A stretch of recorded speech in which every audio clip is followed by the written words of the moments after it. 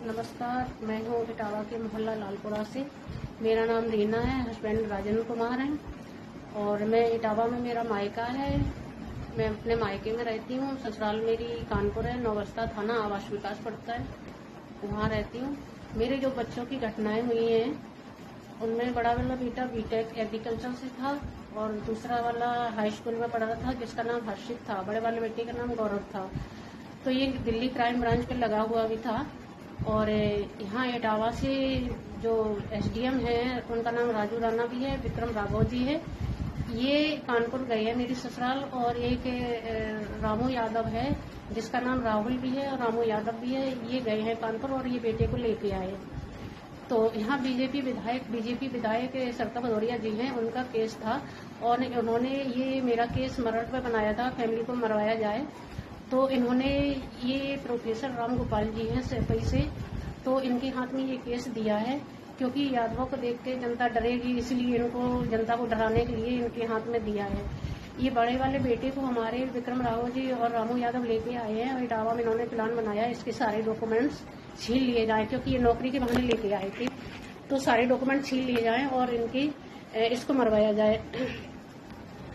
तो ये इटावा से लाके इन्होंने सैफी भेजा बेटे को और राम गोपाल जी ने बहुत बेदर्मी से बेटे को मारा पीटा भी है और इसकी किडनी भी निकाली गई है और किडनी निकाल के और इतना मारा है कि उसकी कमरबड़ की हड्डी भी तोड़ दी गई है और सैफई हॉस्पिटल में इसकी किडनी भी निकाली गई है और निकाल के हमारे सिस्टर का घर है इटावा, तो वहाँ डाली गई उनके घर पे क्योंकि हमारी सिस्टर है नहीं, हमारा हस्बैंड सिस्टर का हस्बैंड है अकेला, वो रहता है, उसके 2 बेटे हैं। तो उनके घर पर डाली गई है, काफी दिन पड़ी रही है। तो मैंने जो इटावा से आईपीएस ऑफिसर संजय वर्मा जी थे उनको कंप्लेंट लगाई थी, उनको निकालने के लिए बोला था, लेकिन वो इस चीज में कंप्लेंट तो ले ली थी मगर उन्होंने निकाला भी नहीं था। और अब इस समय आए हुए हैं ये डीएम साहब हैं, शुभांशु शुक्ल जी हैं और आईपीएस ऑफिसर भी हैं ब्रजेश श्रीवास्तव जी हैं। इनको मैंने कंप्लेंट लगाई है तो इन्होंने पढ़ लिया, रिसीव नहीं की है, इन्होंने कोई सुनवाई नहीं की है। और बेटा की डेड बॉडी अभी तक पड़ी हुई है, कोई कार्रवाई नहीं हो रही है और इटावा पुलिस खुद इसमें इन्वॉल्व में है, मिलकर ये घटनाएं कर रही हैं और मेरे को भी मारने की धमकी मिल रही है कि इस महिला को भी मार दिया जाए। और इसमें बहुत पैसा खर्च किया है लोगों ने। इटावा से एसडीएम साहब हैं विक्रम राहुल जी, 35 लाख रुपया ये पिंकू यादव के घर पे दिया गया है क्योंकि हमारी फैमिली को मरवाने के लिए। और हमारी बहनोई ने 15 लाख रुपया हमारी जीजा ने दिए हैं। ये बीजेपी विधायक के ग्रुप के हैं, अजय प्रताप धात्री, जो इटावा के आवास विकास में रहते हैं। ये गुंडागर्दी ज्यादा दिखाते हैं, महिलाओं को उल्टे सीधे बिजनेस ज्यादा बनाते हैं। तो इनको दिया है फैमिली को मरवाने के लिए। और एडीओ साहब हैं, 8 लाख रुपए एक स्कूटी इनसे भी ली गई है और एक भैया रेलवे में भी हैं, उनसे भी पैसा लिया गया है, हमारे हस्बैंड से भी लिया गया है।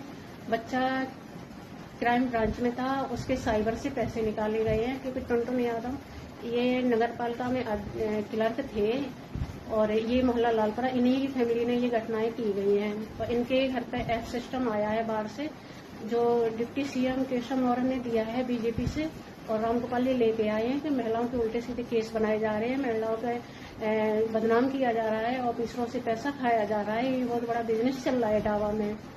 और मैं सरकार से यही कहना चाहती हूँ, जब ये बीजेपी सरकार नहीं कर रही है, मेरी कंप्लेंटें लगी हैं, तो ये कौन करा रहा है, ये सिस्टम किसने भेजा है? क्योंकि हम लोग भी इसीलिए सरकार बनाते हैं क्योंकि अपनी फैमिली को मरवाने के लिए, जनता को मरवाने के लिए सपा और बीजेपी दोनों ही करते हैं। क्योंकि मैंने सभी से शिकायत की है। ये बीजेपी सांसद है रामशंकर कठेरिया जी, इनसे भी मैंने शिकायत की है, नई सुनवाई की है। और रघुराज सिंह शास्त्री जी हैं बीजेपी से, इनसे मैंने शिकायत की है, इन्होंने नहीं सुनी है। काफी लोग इसमें शामिल थे और लेकिन किसी ने सुनवाई नहीं की है। और मैंने सपा से भी, जो पूर्व मुख्यमंत्री थे अखिलेश यादव जी, इनकी पूरी फैमिली से मैंने शिकायत की थी, सपा कार्यालय पे भी जाकर के शिकायत की थी, लेकिन किसी ने सुनवाई नहीं की मेरे बेटे को और इन्होंने मार दिया। मेरी फैमिली से 6 लोग कर दिए गए, 3 विकलांग, 3 मार दिए गए हैं। और हस्बैंड का भाई एक इंजीनियर था, वो भी यही इटावी से लोग गए हैं, रामू यादव और भी गए लोग, इन्होंने गला दबा के हत्या की है।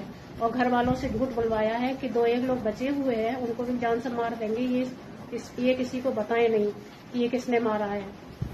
और जो भी है हस्बैंड के फोन पे धमकियां जा रही हैं, इटावा से ही जा रहे हैं फोन कॉल्स कि इस घटना को कोई बताया नहीं कि ये घटना कैसी हुई है, क्यों हुई है, ये बीजेपी का केस है, मैटर पूरा दबाया जा रहा है, आवाज पूरी दबाई जा रही है।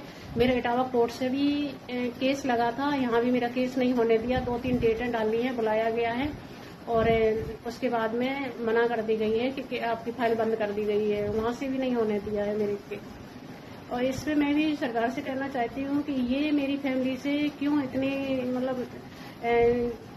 मेरी फैमिली को क्यों इतना मरवाया बेरहमी से। ये अच्छा नहीं कर रही है सरकार, जो भी कर रही है। इस चीज पे सुनवाई तो होनी चाहिए कहीं ना कहीं, क्योंकि आपकी पार्टी के बहुत लोग गलत कर रहे हैं, बहुत लोग खा रहे हैं, उल्टे सीधे पैसा खा रहे हैं, सपा से भी बीजेपी से। इसलिए दोनों पार्टियां मिलकर कर रही हैं केस के लिए।